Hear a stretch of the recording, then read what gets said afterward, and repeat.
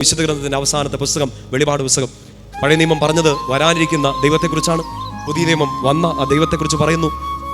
പുതിയ നിയമത്തിലെ അവസാനത്തെ പുസ്തകം വെളിപാട് ഗ്രന്ഥം വരാനിരിക്കുന്ന ക്രിസ്തുവിന്റെ രണ്ടാമത്തെ ആ വരവിനെ കുറിച്ച് പറയുന്നു. 21-ാമത്തെ അധ്യായത്തിലേക്ക് വരിക. വെളിപാട് പുസ്തകം 21-ാമത്തെ അധ്യായം അതിൻ്റെ 2-ാമത്തെ വാക്യം. 21:2 വായിച്ചോ. 21:2 വായിച്ചേ. വിശുദ്ധ നഗരമായ പുതിയ ജെറുസലേം ഭർത്താവിനായി അണിഞ്ഞൊരുങ്ങിയ മണവാട്ടിയെ പോലെ സ്വർഗത്തിൽ നിന്ന് ദൈവസന്നിധിയിൽ നിന്ന് ഇറങ്ങി വരുന്നത് ഞാൻ കണ്ടു. 3 വായിച്ചു. സിംഹാസനത്തിൽ നിന്ന് വലിയൊരു സ്വരം ഞാൻ കേട്ടു, ഇതാ ദൈവത്തിന്റെ കൂടാരം മനുഷ്യരോട് കൂടെ. വായിച്ചു. അവിടുന്ന് അവരോടൊത്ത് വസിക്കും.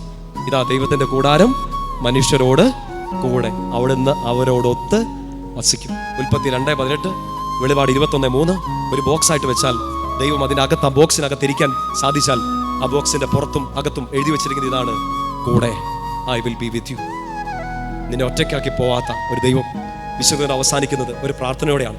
വെളിപാട് ഗ്രന്ഥം 22-ാമത്തെ അധ്യായത്തിന്റെ അവസാനത്തെ വാക്യം വായിച്ചു.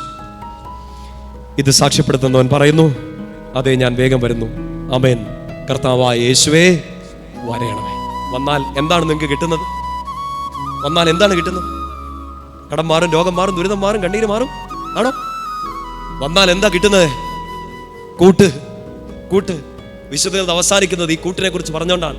കർത്താവേ വേഗം വരണമേ, ഞാനിവിടെ ഒറ്റയ്ക്കാണ്. ഞാൻ അങ്ങയുടെ നാമം വിളിച്ചപേക്ഷിക്കുന്നു. ഞാൻ വിളിച്ചപേക്ഷിക്കുമ്പോഴെല്ലാം എൻ്റെ അടുത്തേക്ക് ഇറങ്ങി വരാൻ എനിക്കൊരു ദൈവമുണ്ട്. ആ ദൈവത്തിനൊരു പേരുണ്ട്.